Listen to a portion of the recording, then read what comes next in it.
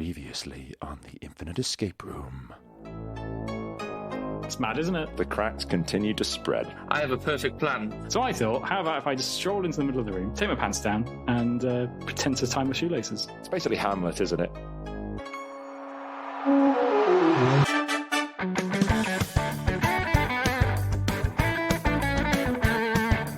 Heroes, villains, and people who think pineapple belongs on pizza. Hello, and welcome to the Infinite Escape Room, the puzzling podcast with a group of geographically diverse pals. In this case, very geographically diverse. There's a whole ocean that separates us. We meet up, have a couple of drinks, and work together to solve a homemade escape room of the ears. This is Jamie, your captain, speaking, and tonight I am drinking a Double Dragon Ale from Velin, the oldest brewery in Wales, brewed in the mountains, streams, and hills, dales, and council estates of Llanelli. How is it? All that sounds great. It's delicious, and it only cost me like £1.35 for the bottle, so I'm happy in many, many aspects. And locked in with me today, we have some wonderful solvers for you. I'm riggedy. I can't even talk. I'm riggedy. Can't I? Hi, I'm Mike. I can't talk. What I can do is go to the fridge and cop out by getting a Bud Light. That's right, Bud Light for when you've just, given up. And it's fine. It's like fizzy pop, but beer. What is the percentage of that?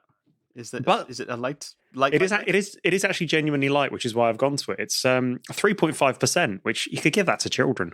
Squash. That's just hop juice, slightly fizzed up In a baby bottle, yeah. Yeah, it actually comes with like one of those little teat attachments, so you can just sort of suck it in bed as you nod off. It's lovely. They're definitely going to hire him for the extra advertising for Bud. Not sponsored by Bud Light. Not sponsored. And we have some special guests on this episode this week as well. All the way from across the sea, we have Brandon and Cici from Escape the Rumours. Hello, what's going on? everyone. And nice to be back for sure. Yeah, Second definitely always fun to stop by the Infinity Escape Room. Yeah, the infinite. Sorry, yeah, Infinite. It's okay, we'll cut that bit. Yeah. Yeah, that's only No, we won't. Don't do it, Jamie. Leave it in. That's Leave the shame in. Yeah. Yeah, I mean, we're on a keto diet, so we don't have cool drinks. But what are you drinking? She has a puzzle cup. I know I do that. have a puzzle cup. Ooh. Also, not really just doing any sponsorships or No anything like sponsorship, that. but it is a puzzle. Yes, and one of those that have like a barcode that you Ooh. can scan and read some information on. But just plain coffee with sugar-free sugar And pistachio cream. and pistachio cream. Yeah, That's so good. Pistachio cream. Yeah, sugar-free, unsweetened pistachio cream. really yummy. Very good. That sounds incredible. I'm more amazed by the sugar-free sugar. Sugar-free.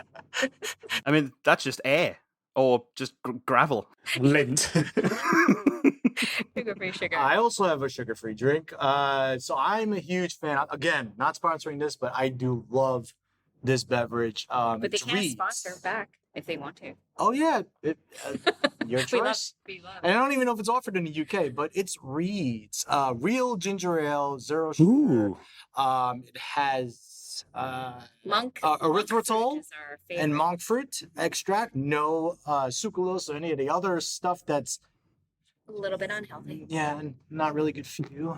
But it's so good, so refreshing. Definitely my beverage of choice. Reed's real ginger ale, zero Wow, sugar. everyone should be on their own like advertising. Yeah. Yeah, that was a perfect little ident there for.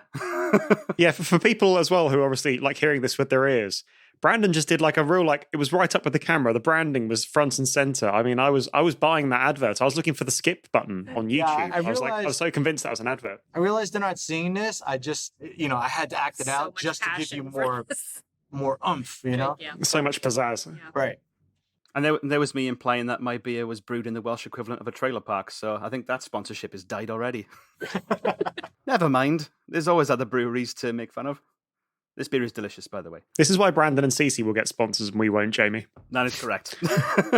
Yeah, we're still working on that. So, So I think a lot of our listeners would know you from Escape the Rumours because you were on an episode previously with us, but they might not know your Behind the Masterminds series. Do you want to talk a little bit about that? coming up on episode 78, Yeah. season 4, we started buying the masterminds during the pandemic, actually, so that we can connect the audience with the creators of these at-home games, because at-home games definitely deserve the attention because people weren't going out to solve puzzles or, going to escape rooms or puzzle hunting. So we wanted to provide, a little bit backstory on how these games are being created, what's up and coming, what's new. Yeah, and a lot of them are like mom and pop shops that just first started creating their puzzles, and Or they say Kickstarter hi. games, Yeah, and they're puzzle communities, and we just want to like connect a face to the creators and the games that they're putting out,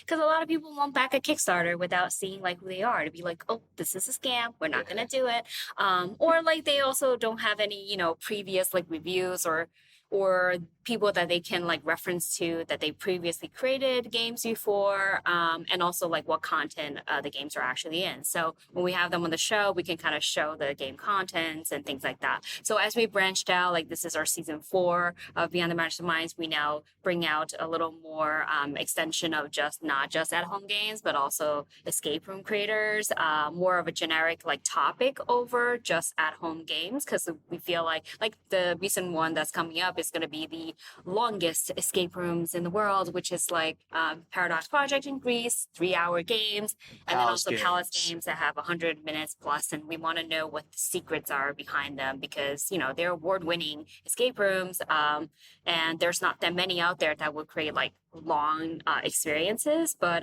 we're trying to see like where the trends are going, where and then all the people who are listening are also like owners and also enthusiasts, so they always get to learn something. And the best thing is we have a raffle that goes with every episode, so a lot of the lucky winners will be able to enjoy one of their games as well. Yeah.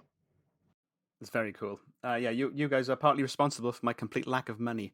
Whenever I listen to an episode, see someone's got a Kickstarter, oh, go on, then I'll throw a few coppers in that way. But after 70 odd episodes, the coffers are now dry. Definitely, we love them, and I'm glad that they have that, out there for people who want to puzzle at home. So whatever we can do to shine light on the creativity behind that, and even for people who've been on our show, who are watching our show, some of them are actually thinking about being creators. So they're kind of giving them like the steps or some of the secret sauce to how do I do that if I wanted to. So. Before we begin, I'd like to give a huge thank you to our Patreons for supporting us and all the weird stuff that we do on the audio waves. You are the wind beneath our wings, the candle in the window, and cold dark winter's night, and other 80s power ballad references. And this week, I want to give us... The meat in our loaf. Oh, I like that one. I'm going to add that one from next month onwards. And this week, I'm going to give a special shout-out to 3 of our wonderful Patreons, Christopher Chung, Charlotte Knowles, and Jen McPhilmy. Thanks very much to all of you for keeping us off the streets and on the air. We love you! So, what is the Infinite Escape Room? Well, it's much like the escape rooms you're used to seeing out in the real world, but this one stretches across all known themes, dimensions, and multiverses. And because it's one of my episodes, there's a lot of IP infringement as well. So, buckle up. And yes! Because it's infinite, there is no end. Every room in the Infinite Escape Room links wonderfully into the next in one big, never-ending escape experience adventure. Each week, one of us will present a part of the Infinite Escape Room. This week, it's me, while the others will try and solve it. If they don't escape within the allotted time, then very unpleasant things might happen to them. And if they break anything they're not supposed to, they will lose their deposit, which this week is a stable internet connection for the rest of time. Okay, that's no, that's serious. No, yeah, that's a big. The stakes are high. I don't play. So, are we ready? Yes. So. Yeah. I love the question mark at the end of that. Then I wish we were videoing this because Brandon and Cici are so animated. It's good. Jamie and I could be still photographs for all you guys are seeing in motion. You guys are like, whoa, you all over the shop. Classic British stoicism. Yeah, we're used to being seen. Yeah, we're like, no one's looking at us. Why are we doing these facial expressions? No. I mean, we're enjoying it. We're really enjoying it. I'm just wishing we were videoing it. Jamie, why aren't we a YouTube channel now? Well, I think if we did the Infinite Escape Room on the likes of Twitch, people would just think our internet connection's gone down because, like, guys, you're not moving. No, this is just how we are. We're British, damn it. We don't move. If we're all ready, let's enter the Infinite Escape Room. Last time. After escaping from John's sneaky simian solution, you follow a large stone monolith down a slide and you find yourselves transported to an odd tea room, where a whole group of the monoliths from 2001 A Space Odyssey are sat ready to eat. In the last episode, you saw at least half a dozen of these monoliths, but on recounting, it's actually 3. It's weird how that happens. The soft, thick pile carpet is a welcome relief under your feet, and the soft lighting in the tea room is actually quite pleasant. All around you, coming from nowhere and everywhere at once, you hear a soft jazz rendition of Also sprach Zarathustra piped through the hidden speakers. That's the theme from Space Odyssey. As you gaze around the room, you can see that the room has been decorated to try and give it a sense of class and elegance. There's a large abstract painting that sits in an ornate frame, there's doilies covering most surfaces. At the centre of the room is an ornate round table, on which sits a set of plates and cutlery. The only thing that spoils this touch of elegance is the skeleton that's slumped against the far corner. And surrounding this table in the centre are 3 giant stone monoliths, standing perfectly equidistant from one another. As you approach the table, the monolith closest to you begins to glow with a blue light at its centre. And as it does, you hear a voice in your head. Well, it's about time you got here. We've been sat here for millennia and we're all starving. The monolith next to it begins to flash green and you hear it speak. Yes, time to shit or get off the pot, as they say. Afternoon tea starts in 30 minutes, and if we don't get the scrumptions we ordered, well, let's just say... The third monolith glows with an ominous yellow as you hear, If we don't get fed, you'll get dead. You get me? The kitchen's in the back. The glowing centre of all 3 monoliths fades and they become silent. As they said, you have about 30 minutes in which to serve the correct afternoon tea to these monoliths. And if you don't, well, let's just say you don't want a pissed off monolith. Quickly getting your bearings. You can feel that you have your backs to a set of double doors. The table with the monoliths is in the dead centre of the room, and the door to the kitchens is on the wall directly opposite you. To your left, in the corner, is the slumped skeleton, and to your right is the framed painting. Your time starts now. What would you like to do? Let's take a look at the painting. The painting looks like an abstract set of shapes and colours inside a gilded frame. There are 2 shapes side by side. On the left side, you have a long white rectangle horizontally on top of a long red rectangle, and it has the word Cornwall written underneath. On the right side, you have the same image, but turned upside down. A red rectangle on top of a white one, and underneath it says Devon.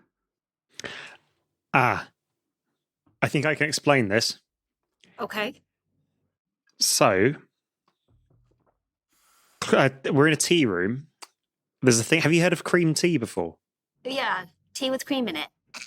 Oh, no, not quite. So it's kind of like it's sort of a thing you get at tea rooms in the UK, where it's like you get a pot of tea and you get some scones, which I guess like you might call them biscuits in the States, but like We know it's good. Yeah, scones. Oh, interesting. You follow the scones count. clotted cream. Yeah.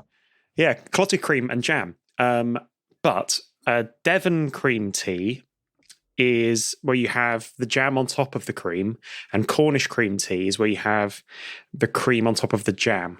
And there's like this huge sort of turf war between the 2 of them over which is correct. And buttering your scone the wrong way with cream/jam can get you like, a raised eyebrow.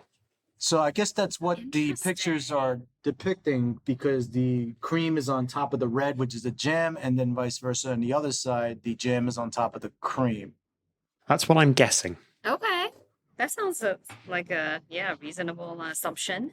A quick question. Is this a 4-wall room? Like, I know you said skeletons on the left, the paintings on the right. Is it 4 corners? Yes, it appears to be just a normal squarish room. And the left side, the skeleton, please. Certainly. The skeleton appears to have been there a long time, and based on the dark smear on the wall behind it, you can only assume that it had been blasted by one of the monoliths. And as you approach it, you hear one of the monoliths speak, its center glowing blue. Yes, that's poor Stanley. He tried to leave, and we just couldn't have that. So we, The other monolith starts to glow yellow. We fucking vaporized him. And then the green monolith chimes in. Yes, well, he was always trouble, wasn't he? Always looking out of that window, playing with those silly little flags of his, waving for help. Well, c'est la vie. You can see that clutched in each hand of the skeleton are the burnt remnants of 2 flags and a laminated guide to semaphore on the other. And I will paste the laminated guide for you in the chat. And for listeners, this will also be in the show notes for you as well. Ooh. You said the skeleton was holding the 2 flags? Yes, he was just holding the burnt remnants of those flags. So after he got vaporized, those flags just became 2 sticks. Oh, I see. Okay, so he doesn't have the 2 flags anymore in his hand. No, just a pair of sticks. Is the skeleton positioned a certain way? Doesn't seem to be. It just seems to be sort of slumped in the kind of way that you would if you've just been vaporized by a pissed off monolith. Gotcha. Okay. I'm glad the monolith told us about that he was waving flags. Otherwise, we might have thought he was a drummer. Just to clarify, monoliths are they the stones? Like, are they? What is a monolith? Yes. Yeah. So when you look at the monoliths on the table, you can see that they are sort of tall, narrow slabs of what looks like obsidian or a similar, like, sheer black stone. Like, they're flat, completely black, textureless. They're about 9 feet tall.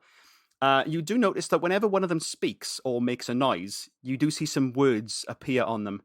On the yellow monolith, when they speak, the name Arthur appears. On the green monolith, when they speak, the name Hal appears. And on the blue monolith, when they speak, the name Strauss appears. Strauss. And then the skeleton was Stanley. Yeah. Yes. Okay. And then you said that there's a door to the kitchen. Is that open? It is. If you'd like to go through. Let me just make sure there's nothing else. We always want to check the carpet because, that's Brandon's thing. Usually there's nothing, but... So you hit the deck, you lovingly caress the carpet. It's thick pile, good authentic British shag. It feels lovely. You don't want to get up because it's so nice. You almost want to have a little bit of a nap, but nothing untoward. Okay, what about underneath the round table in the middle? You get a little look into the table. The monoliths, they don't have eyes, but you can feel them sort of quizzingly look at what the hell you're doing. There's nothing underneath the table as far as you can see. And the doilies? Are there anything under the doilies or on the doilies? All the doilies are very ornate, very decorative, but you can't ascertain anything from them. Okay. And then on the table, there are plates and cutleries. Any weird shapes or how many? So there's enough cutlery and plates for each of the 3 monoliths, as if they're awaiting their food. The plates are clean, the cutlery's clean, nothing's been moved yet. It's all sat in waiting. Okay, before we go in the kitchen, so just floor plan wise, we're in the middle with our backs to the door. The left side is the skeleton, the right side is the frame painting. What's on the other left corner in front of us and the right corner in front of us? Let's say it's a hat stand and a piano. Which means not important. Okay. Thank you. Okay. Into the kitchen we go. Superb. So as you enter the kitchen through the door, you see a fairly cozy setup. There's a fridge to your left, some countertops against the wall opposite you, on which sits things like a cake stand, some cutlery, some dirty plates. There's also a poster to your left of the Great British Bake Off, and a clipboard attached to the wall on the right. Okay. So I guess clipboard. So you pick up the clipboard, and you can see that it's a list of instructions on serving afternoon tea. I will paste this in the chat for you as well, but I'll tell them out to you as well. So it's a list of 8 instructions. Number 1, all food is to be placed on the cake stand in its correct tier according to the Great British Etiquette. 2, make sure you arrange the foods so that Arthur, Hal, and Strauss can each see their meal in a single column. 3, Hal is lactose intolerant. 4, no 2 vegetables go together. 5, Arthur likes lemon cake. 6, whoever eats salmon sandwiches likes their scones in the Cornwall style. The other 2 think this is insane. 7, Strauss is a vegetarian. And 8, only one monolith eats food the same color as them. All right. So that's that. And then what about that? Did you say there was a post-it or poster? Yes, there is a poster as well. So the poster shows a 3-tier cake stand with the text above saying the proper way to do it. On the poster, you can see that it's been arranged so that the bottom tier has sandwiches on it, the middle tier has scones on it, and the top tier has cakes. Cakes, scones, and sandwiches. Okay. And that is the poster. And then What was the other stuff in the kitchen? There was some kind of more decorative things. So on the wall opposite the kitchen door, you've got some countertops. So you've got things like a cake stand, some cutlery, some dirty plates, that kind of thing. Place on the cake stand in correct order. Okay, so it looks like we have to rearrange the cake stand, arrange the food, meals in the single column. So how is the cake stand positioned right now? Because it says, so somehow you have to place it in like a column. So are they like different columns on the cake stand? If you want to take a closer look at the cake stand that is in the kitchen, the cake stand is a 3-tiered metal stand. It's got a larger plate on the bottom, a medium-sized plate in the middle, and a small-sized plate on the top. And then around each tier, arranged in vertical columns, you can see blue dots, green dots, and yellow dots. My brain! I can handle everything up to the dots. Is Mikey on our team? Yeah. Oh, okay. I didn't know Mikey was on our team the whole time. I thought he was like a sabotager. So, all right, Mikey. I do that to other people, unless Jamie's done it to me without telling me. No, I wouldn't dream of it. You're the king of sabotage. Apparently I'm sabotaging it without even knowing I'm sabotaging. I'm contributing. But genuinely, that did, like, the dots, that was like the one bit above my current cognitive capacity. How are the dots positioned? Just like how many are on each of the plates? So there is one dot of each color on each tier. So if you look at the cake stand to the side and you can rotate it, you can see that there's a line of green dots, top, middle, bottom. You rotate it, a line of yellow dots, top, middle, bottom. Rotate it again, a line of blue dots, top, middle, bottom. Got it. Okay. So Strauss is a vegetarian. The one thing we know, Arthur has a lemon cake. Strauss is vegetarian, which means he's probably the salmon sandwiches. Arthur is yellow, so we should put like a lemon cake on the yellow, on the top tier, the dot. Oh yes, of course, because the dots sync up with the monoliths. Yeah. Oh, and that's the single column, of course, because they're seeing them. They're one over the top of each other, so they'll be facing them as they go out. Hal is lactose intolerant, so then that means he can't eat. Like he's probably gonna eat sandwiches. No, he can't, because whoever eats sandwiches likes their scones the same way they like their Cornwall, and the Cornwall style has cream, so it can't be him. That's why I think Strauss is the salmon sandwiches. Well, I'm hoping I've got the Cornwall style thing right now. So it was the Cornwall was. It is the cream on top of the jam. I think so. Yes. No, each of them have to get something, right? Because it has cake, scones, and sandwiches. So technically, some of them could get like one cake, one scone, one sandwich, and some other people can get like 2 cakes, 1 scone. Like it doesn't have to be all sandwiches. No, I didn't say it's all sandwiches. No, but I'm just saying, like that's what I was reading into. Like, no two vegetables goes together. What does that mean? The sandwiches are vegetarian? As far as you can tell, you can't see any food in this kitchen to be able to know what is available. Ah. Could we have a little, investigate, a little dig around in the kitchen? You said there's a fridge. Could we go in the fridge? Yes, it's a tall vertical fridge with a chrome finish. The door itself is locked with a 5-letter word lock, though. Bastard. In first. First okay. lock, okay. 5-letter lock. Is it scone? You spin the dials to say the word scone, and it does not open. Brand's like the brute force king. You should have seen my last episode. They were trying their best to think of every single 5-letter word in the English language. So the lockbox is a large metal cash box, locked with a 5-letter word lock. Can we put drink as the word into the lockbox, please, Jamie? Can we try the word knock? Libad. Right is a 5-letter word. MELON. We haven't tried Coke key. We try dream. Wow. 5-letter word. Okay. Anything else in the kitchen that we have not examined? The only thing that's left, I think, that you've not looked at is the dirty plates that are left on the counter. Oh, let's do that. Love dirty plates. So there are a series of dirty plates that are left on the countertop, all with crumbs and the remnants of whatever these things last ate. And it looks like these things eat every couple of centuries because this is moldy shit. But each plate does have a knife and fork just sort of left on the plate as well. And I will put a picture for you in the chat, and also it's in the show notes too. Hi, I'm Jamie, and I'm trying to reduce the handouts. Two is surprisingly conservative for me. This is our 5-letter word. Yeah. So each plate, like you said, has a fork and a knife. The one on the left is it's kind of 12 o'clock and like 12:30. Okay. Well, it could be 6. Well, it's a letter lock, you said. Yeah. That is No, but correct. I'm just saying he's trying to describe in terms of Yeah, time. so it's kind of like a 6 o'clock because it's top and bottom. sure. And then you have a 6 like 35. 6:35.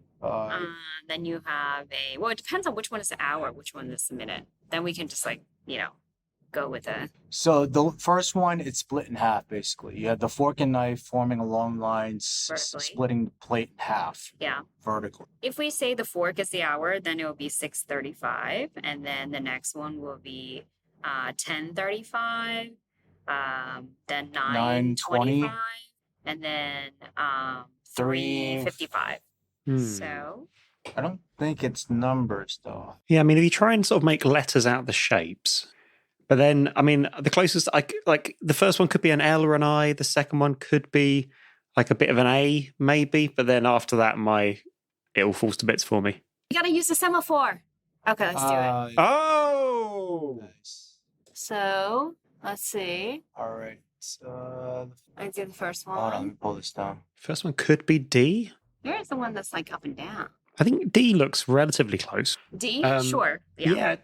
I'd say D because it's D like looks good. one arm sort of straight and one arm kind of down straight. The Yes, second one's an A. Daisy? D-A-I? Yeah, Daisy. Why? It's Daisy. Can we try Daisy in a 5-letter lock? Sure. So you spin the wheels on the fridge lock to spell the word Daisy, and the lock pops open.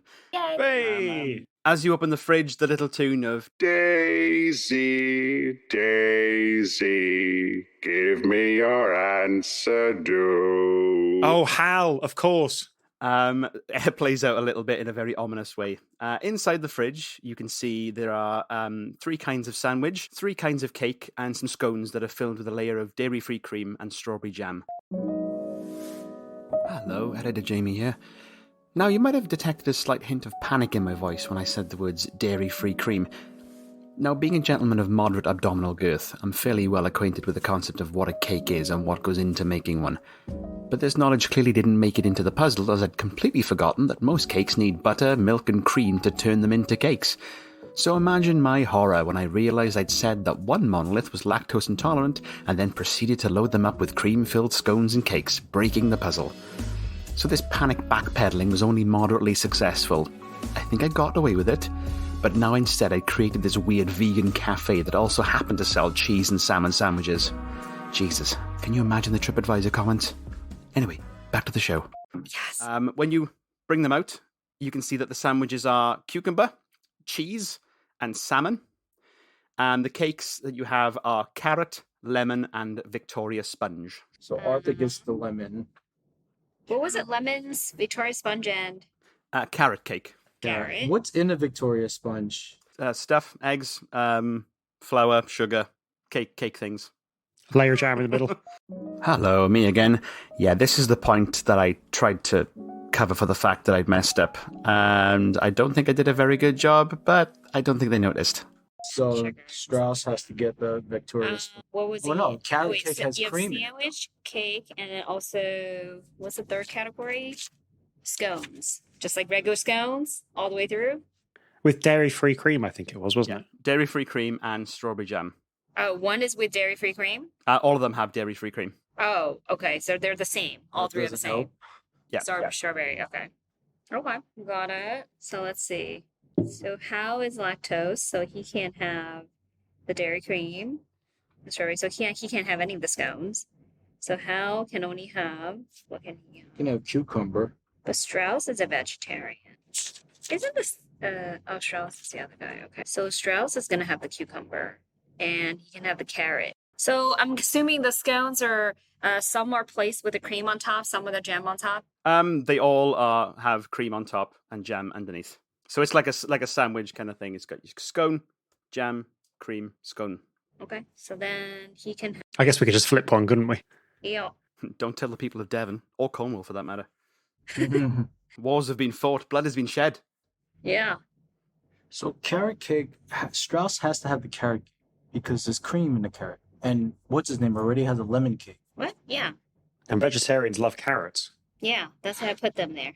I put Victorian cucumber, cake is- carrot, and scone for Strauss. And I put salmon, lemon, and scones for Arthur. And then Victoria, Hal. But Hal can't have cheese. Oh, so Hal can have No, salmon. it's salmon. And then Arthur has the cheese. Arthur has the cheese. Oh, because it's yellow. Arthur likes lemon cake, and one of them eats food the same color as them. Okay, good. All right, so I think we're good, right? But then Hal can't have scones because it's dairy free anyway. Okay, so then now we have the green color, Victorious, and then one of the scones and salmon. Then for Arthur, yellow, cheese, lemon, and scone. Then Strauss is the blue, cucumber, carrot, and scone. We need to do the scones in the style as well, though.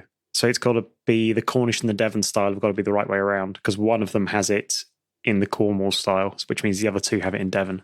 Right. The, what's his name? Hal has it in the Cornwall style. Which means that Arthur and Strauss both have it in Devon. Yeah, does that work? All right, so we Yeah, have. hold on. You can't. It's wrong. What? It says no two vegetables go together. You can't put the carrot cake with the cucumber. I can't? Oh, okay. So then let's move the carrot with the salmon then. You can't. He's lactose. You have to move the cucumber with to Hal, and salmon goes to Strauss. But Strauss is a vegetarian, right? Yeah, but salmon is, I guess, I don't know. It's a fine line. Are vegetarians not able to eat fish? No, I don't think so. Because I know some Pescatarian, vegetarians isn't it? do eat fish. They don't Pescatarian. eat meat. Okay, so then we got to switch to cucumber.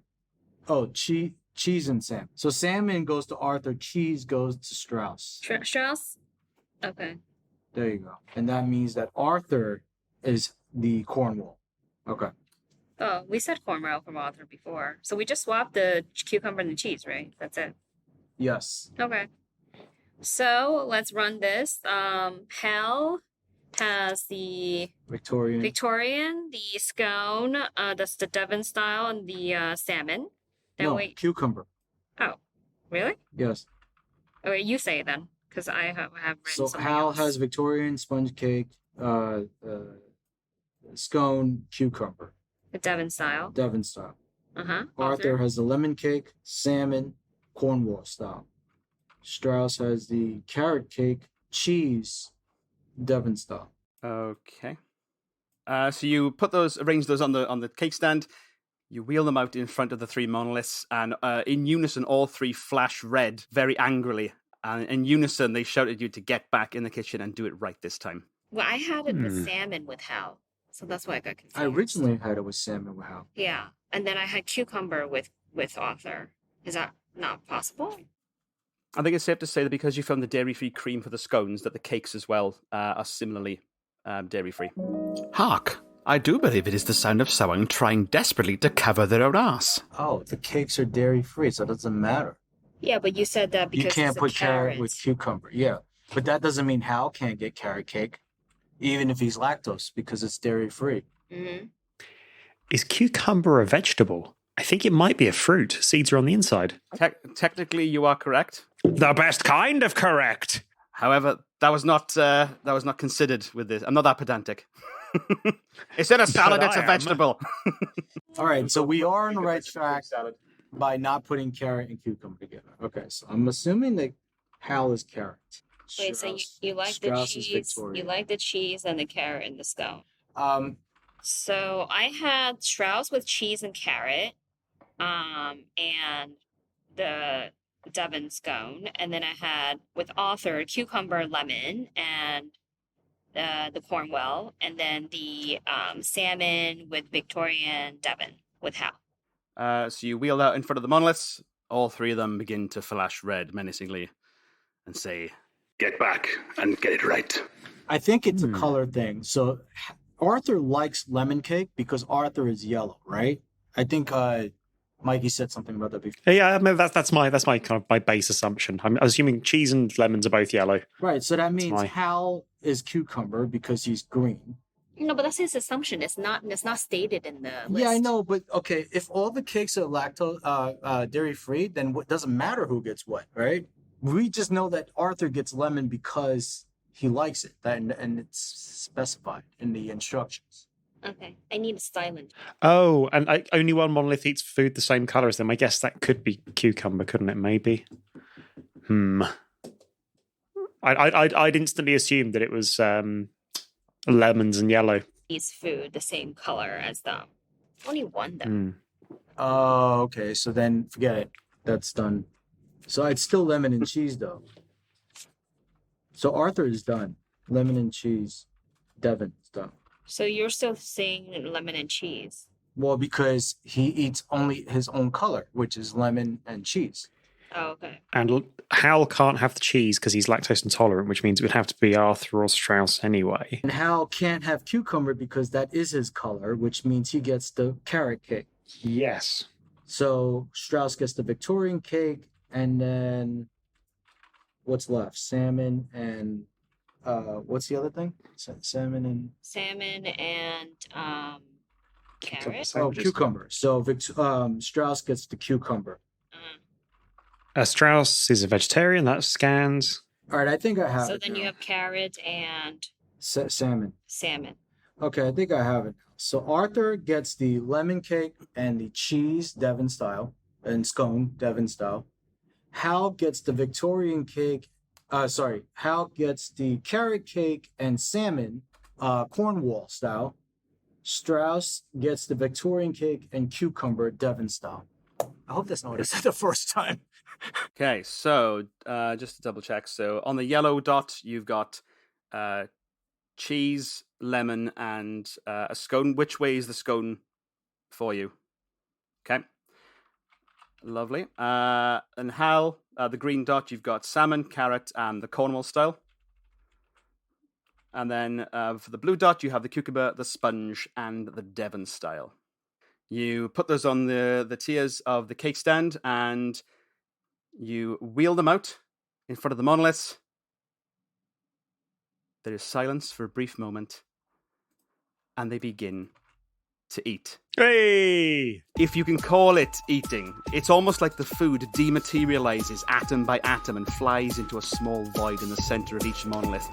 Either way, the sound of merry slurping, chomping, and belching rings out loud in the room. And after one last mighty belch, the mouth voids grow larger, and the three monoliths say in unison as they begin to pulsate. That was absolutely bloody delicious. We knew that giving your species a little technological leg up was the right thing to do. It's a shame we have to decimate your planet, though. Budget cuts, you understand. But since you have pleased us, we'll leave a little slice of paradise for you to enjoy. The double doors behind you in the center and in the main room open up to reveal a lush forest that sprawls out before you. If you believed in such things, you'd swear this was the Garden of Eden. And as you look up, you can see a great glass dome that separates this paradise from an endless wasteland beyond. To be continued, and you have solved my puzzle. Congratulations. It sounds like we're opening the doors and entering the Hunger Games. That'll be for Mikey's episode. Tribute. That is, I always wondered, do you guys sometimes try to leave, the ending really difficult for the next person to follow? Yes. Yes. Okay. like the sabotager.